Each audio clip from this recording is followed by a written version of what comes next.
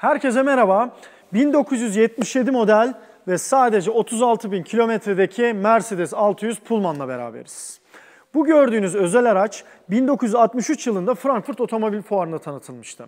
Ve 1963 yılından 1981 yılına kadar da tam 18 yıl üretimde kalmıştı. Kısacası Mercedes'in en uzun süre üretilen modeli 600 modeli oldu. Markanın ünlü tasarımcıları Paul Bracq ve Bruno Sacco tarafından tasarlanan bu özel araç, Mercedes'in en ufak bir şekilde maliyet kaygısı taşımadan ortaya çıkardığı bir model olmasıyla öne çıkıyor. 1963-1981 yılları arasında toplam 2677 adet 600 modeli üretildi. Bu modellerin 2190 adedi kısa şasi, 428 adedi uzun şasi ve 59 adedi arkası açılır landolet tipindeydi. Uzun şasilerin 304 adedi bizim de tanıttığımız 4 kapılı modellerden oluşuyorken 124 adedi 6 kapılı versiyonlardan oluşuyordu. Evet, şimdi aracımızın kaputunu açarak motoruna bir bakalım.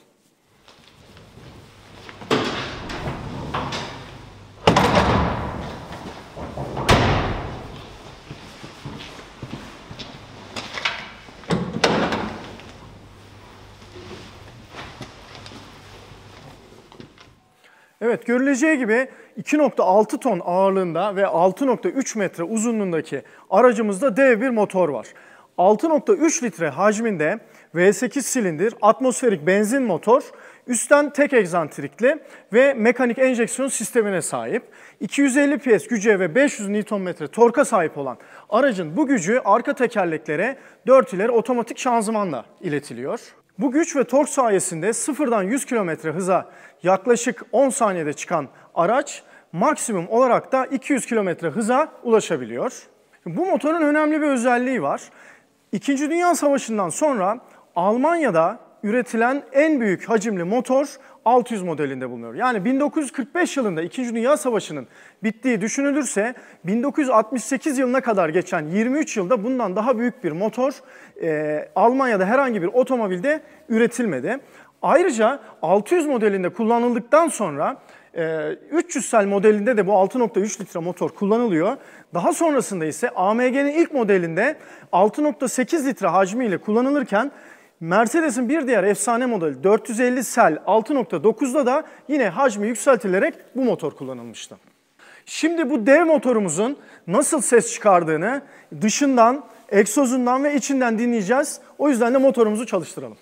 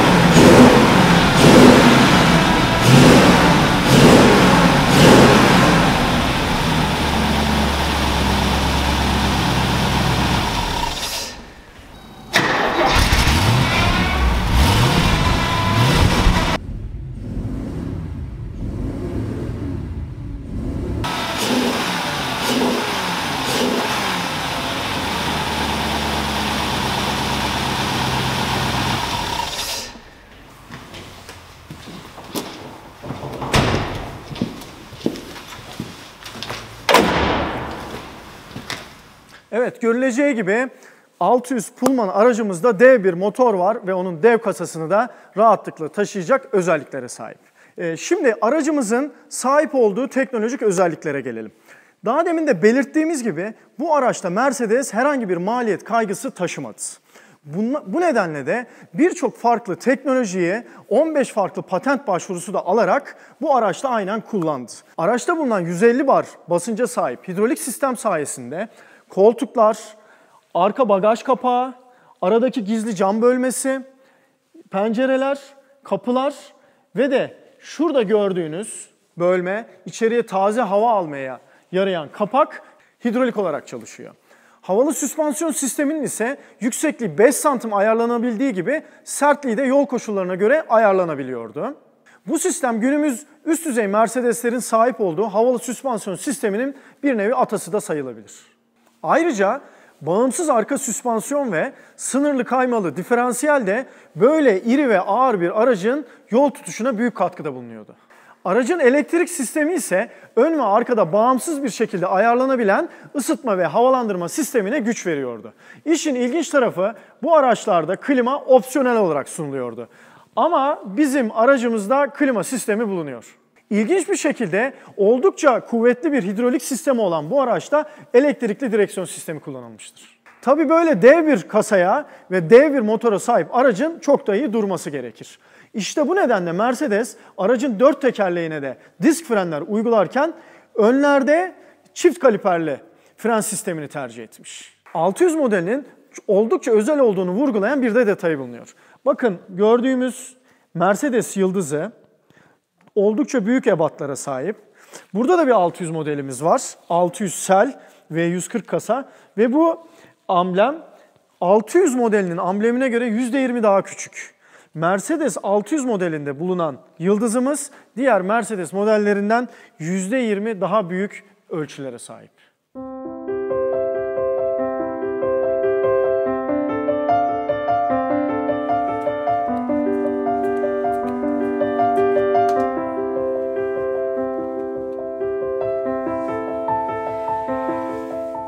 Muazzam bir deri kokusu var içeride ve bu kokuyu tanımlamak gerekirse yaş tütüne benzetebiliriz.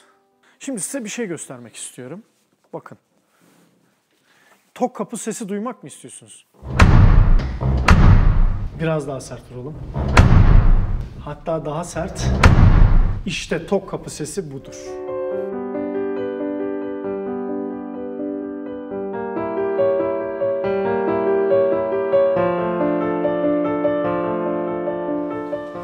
Böyle şimdi aracımızın içine binelim. Yani en özellerine.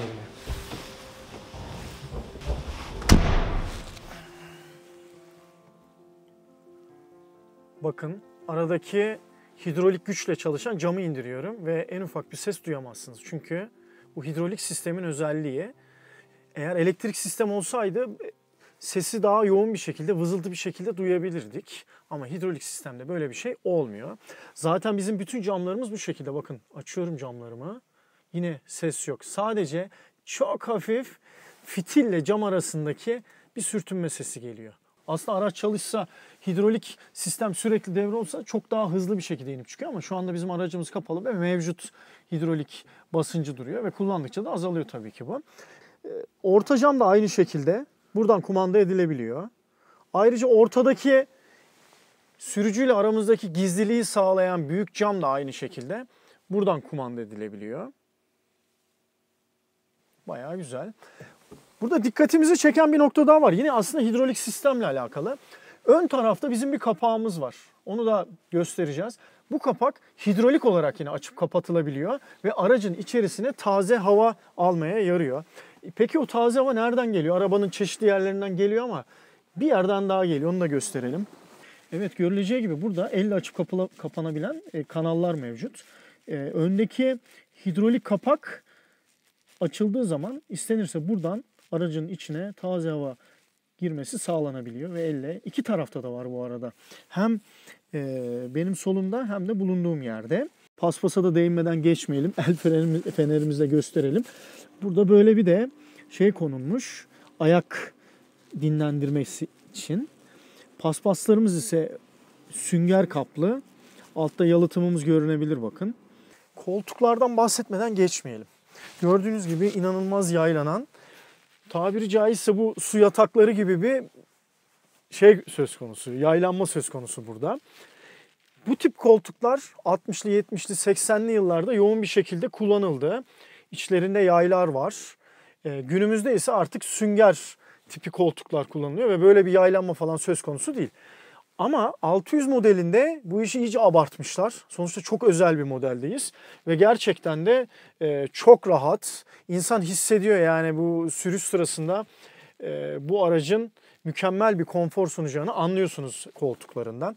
İç atmosfer ise mükemmel. Her şey deri, ahşap ve krom. Başka bir şey yok diyebiliriz. Tamam şu mesela plastik ama o kadar da olacak. Yani sonuçta o bir aydınlatma. Ama baktığınız zaman dokunma hisleri mükemmel. Yani ipek gibi bir masif ahşap kullanılmış. Cilası mükemmel ve de dediğimiz gibi masif, yani normal ahşabın kendisinden üretilerek, oyularak elde etmiş trimler bunlar. Her yerde de zaten deri kendini hissettiriyor. Her yer de deriyle kaplanmış. Plastikler sadece butonların kendileri, düğmeler, ancak etrafları hep krom malzemeyle üretilmiş. Gerçekten de çok güzel. Yani insana burada bahsettiğimiz 55 yıl öncesinin bir lüksü ve teknolojisi ama günümüz otomobillerinden çok daha fazla güzel hisler verdiğini söyleyebilirim bu aracın size. Aracın hidrolik sisteminden bahsetmiştik. İşte burada en fazla göreceğiz bunu. Mesela bakın şu anda ben koltuğumu oynatacağım hidrolik sistem vasıtasıyla. Şu anda geri geri gidiyor bu koltuk. Hiç ses duyuyor musunuz? Duyamazsınız. Çünkü hidrolik sistem. Elektrik sistemi olsaydı o motorların vızıltısı mutlaka gelirdi. Ama burada böyle bir şey söz konusu değil. Bakın ileri doğru koltuğumuz kayıyor. Hidrolik güç var şu anda. Bakın yatıyorum. Yatıyor koltuğum tamamen. Bakın nereye kadar gelecek bakalım. En ufak bir ses yok. Sadece hafif bir deri gıcırtısı. Evet şu anda gördüğünüz gibi koltuğumu tamamen yatırdım. Ve artık burada daha güzel, dinlendirici bir ortam mevcut. Evet, şimdi bir de karşı koltuğa geçiyorum. Evet, karşı koltuklarımıza geçtik. Tabii bu koltukların en arkadaki esas koltuklarla pek bir alakası yok. Kendime bir pick-up modelin arka koltuklarından bir üst düzeyde hissettiğimi söyleyebilirim. Yani diklik açısından, minderlerin kısalığı açısından 2 karış minder var zaten en fazla. Bu nedenle burada öyle bir konfordan pek bahsedemeyeceğiz. Arabanın genel konforu dışında koltukta burada fazla bir şey yok. Yine yaylanıyor. Yine güzel ama fazla dik. Çok konforlu değil. Zaten birçok modelde burada mesela böyle seçilmiş. Çok kişileştirilebilir bir araç bu. Bunlar bulunmuyor. Onun yerine telefon, televizyon veya başka tip sistemler kullanılmış. Bizim bulunduğumuz araçta ise görüldüğü gibi müzik sisteminin kontrolü bulunuyor. Havalandırmalar var. Ayrıca bakın burada bir buzdolabımız mevcut. Bu buzdolabına her türlü içecek koyulabilir. Güzel de bir ortam gerçekten. Kapatalım. Ayrıca burada şu an çıkaramıyoruz ama biraz sıkışmış gibi bir ön tarafla konuşulmasını sağlayan bir de bir mikrofon bulunuyor. Ayrıca anladığım kadarıyla şu bir acil butonu gibi, acil durum butonu gibi bir şey. Bunların da ne olduğunu bilmiyoruz. Bu da büyük ihtimalle ya ses sistemiyle alakalı ya da önde konuşulduğu zaman, şu cam kapalı olduğu zaman sürücünün sesini içeri veren bir sistem.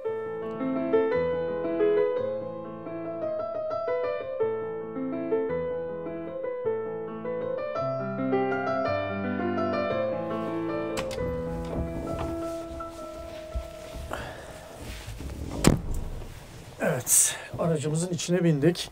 Görüldüğü gibi kocaman bir direksiyonumuz var. Yine kromumuz bol. Yine her yer ahşap ve yine her yer deri. Şimdi aracımızda bazı değişik özellikler var. Onları da burada anlatalım. Şu gördüğümüz tuş, bastığımız zaman öndeki hep bahsettiğimiz içeriye taze hava alınmasına yarayan bir kapağı açıp kapatıyor. Yine hidrolik olarak yapıyor bu işlemi. Ve bu sayede aracın geneline taze hava gelmiş oluyor. Hatta ayaklıklarda arka tarafta bahsettik bundan. Ayrıca ilginç bir özellik. Direksiyonun göbeğini sola çevirdiğimiz zaman görüldüğü gibi ayarı buradan yapılıyor. Ve bunu böyle tekrar kapatıyoruz ve bakın kilitlendi. Yani güzel bir özellik. Ayak freni var. Yani el freni yok gördüğünüz gibi. Onun yerine burada bir ayak freni mevcut. Ve bu ayak freni araç sürüşe geçtiği zaman otomatik olarak devre dışı kalıyor. O da bir kolaylık. Mercedes modellerinde bu tip özellikler vardır zaten. Bir de bu araçta tören vitesi denilen bir olay var. İlginç bir şey. Malum araba devlet başkanları ve politikacılar tarafından kullanıldığı için törenlerde de yer almış bir araç.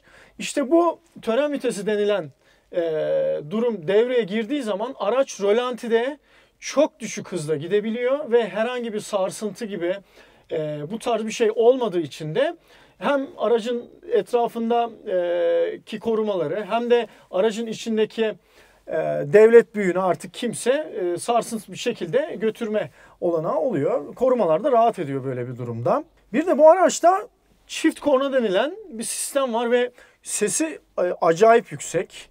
Yani etrafından geçen biri o sırada ciddi şekilde korkabilir bu kornalardan. Şurada bulunan buton vasıtasıyla bu korna ayarlanıyor. Ve çift sesi var. Şimdi bir de diğer sesimize bakalım. Tabii bu kadar değişik sistemlerin kullanıldığı, hidrolik, havalı sistemlerin kullanıldığı bir araçta ilginç elle kumanda edilen şeyler de var. Mesela gördüğümüz gibi bizim kelebek camımız. Hava almak için güzel bir aparat. Ayrıca aynalara dikkat edelim. Minicik de aynalarımız var. Yani bu kadar büyük bir arabada resmen makyaj aynası gibi bir şey olmuş olması ilginç. Ve bakın şuradaki koldan son derece sınırlı bir şekilde kumanda edilebiliyor. Yani öyle bir fazla bir ayarı da yok. Açıkçası bunlar da böyle elektronik olabilseydi o güzel olur diye düşünüyoruz. Ama sonuçta her şeyde bir ufak tefek şey oluyor. Bu da Pullman'ın nazar boncukları diyebiliriz. Bir de aracın torpido gözündeki kullanım kılavuzlarını size göstermeden etmeyelim. Bunlar bakın ruhsatı ve neredeyse hiç kullanılmamış kullanım kılavuzları.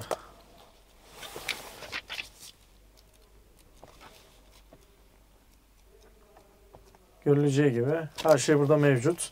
Mercedes-Benz 600'ümüzde koymuşuz. Üzerinde de kısa şasiye ait olan görsel mevcut. Burada da bütün Türkiye'deki servis noktaları, daha doğrusu bütün dünyadaki servis noktaları mevcut.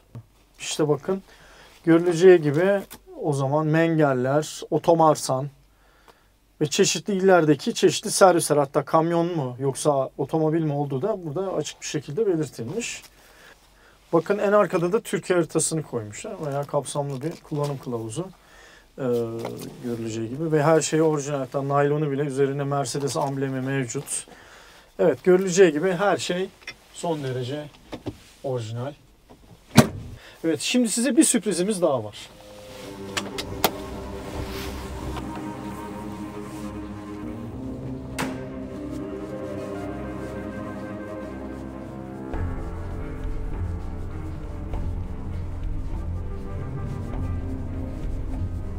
Evet, şimdi size ikinci sürprizimiz, ikinci Pullman'ımız. Gördüğünüz gibi bir tane daha Pullman'ımız var ve bu 1969 model 89.000 kilometrede. Diğeri 1977 model ve 36.000 kilometredeydi. Şimdi bu aracın kondisyonu diğer araç kadar iyi değil ama yine de sonuçta bir Pullman. Bu biraz daha farklı. Bunun arka kısmı, bakın fenerimize de bir aydınlatalım bunu. Arka kısmı görüleceği gibi kadife. Artı orta kısmında herhangi bir ekipman yok buzdolabı gibi ama sanki sökmüşler gibi, varmış da sökmüşler gibi görünüyor. Kadife daha farklı tarzda ama bütün hidrolik sistemimiz bu araçta da mevcut. Oradaki tuşlar, butonlar bunu net bir şekilde gösteriyor. Yine perdelerimiz mevcut, gayet güzel kadife. Renk tasarımları farklı, her şey var ama bu tabii kondisyon olarak diğer araca göre çok farklı. Bir de ön tarafına bakalım. Burada bir ilginç bir durum var, bakın. Ön koltuklar deri. Aracın direksiyonu beyaz ve diğer aracın krem olan bütün deri kısımları bu araçta gri olarak seçilmiş. Ayrıca ahşaplarının dekoru da daha farklı. Daha farklı bir ahşap kullanılmış. Yani sonuçta bu araçlar sonuna kadar kişileştirilebilir özelliklere sahipti. İşte bu araçta tamamen farklı olmasıyla kendisini gösteriyor. Orada mesela şuradaki taban halıları krem renkliyken bunda koyu renk, koyu gri şeklinde seçilmiş. Ayrıca bakın bu araçta bir de sunroof mevcut. Hem de kocaman. Diğer aracımızda yoktu. Burada tören sırasında çıkıp halkı selamlamak mümkündü. Alttan da şöyle gösterelim. Bayağı büyükçe bir 50-60 santim genişliğinde bir sunroof bu. Bu da kendine özgü daha farklı bir araç ve daha eski model. Şöyle genel bakalım, jantları falan da sökülmüş bu aracın. Ama tok sesimiz aynen duruyor bakın. Kapımız, bunu da deneyelim. Evet, görüldüğü gibi tok ses aynen devam ediyor. Bu araçta bir de şöyle değişiklikler yapmışlar. Bakın burada aracın ilk hali mevcut ve farları sökülmüş. Nasıl kötü bir görünümü var, almışlar. Tahmin ediyorum orijinal farları, ön far aydınlatma grubu bulunamadığı için 300 selin o iki parçalı olan aydınlatma grubu burada tercih edilmiş. Peki ama sizce bu araçlar kimin olabilir? Bu araçlar Türkiye Cumhuriyeti Cumhurbaşkanlığı'nın uzun süredir kullandığı araçlardı. Ancak belli bir süre önce hepsi satışa çıkarılarak satıldı. Sırasıyla Cevdet Sunay, Fahri Korutürk, Kenan Evren, Turgut Özal, Süleyman Demirel dönemlerinde faal olarak kullanılmıştı. Evet, 600 Pullman incelememizi tamamladık. Bu aracın Mercedes için ne kadar önemli bir araç olduğunu, ayrıca ülkemizde de Cumhurbaşkanlığı tarafından uzun süreler boyunca yaygın bir şekilde kullanıldığını hep beraber tanık olduk. Aslında aracın içinde de ayrı bir sürüş testi yapmak istiyorduk. Hem önünde hem arkasında. Ancak havaların şu anda gerçekten kötü olması nedeniyle bu testimizi gerçekleştiremedik. Ancak yaz aylarında tekrar bu aracımızla buluşarak böyle bir testi sizler için yapmayı planlıyoruz. Bizi dinlediğiniz için teşekkür ederiz.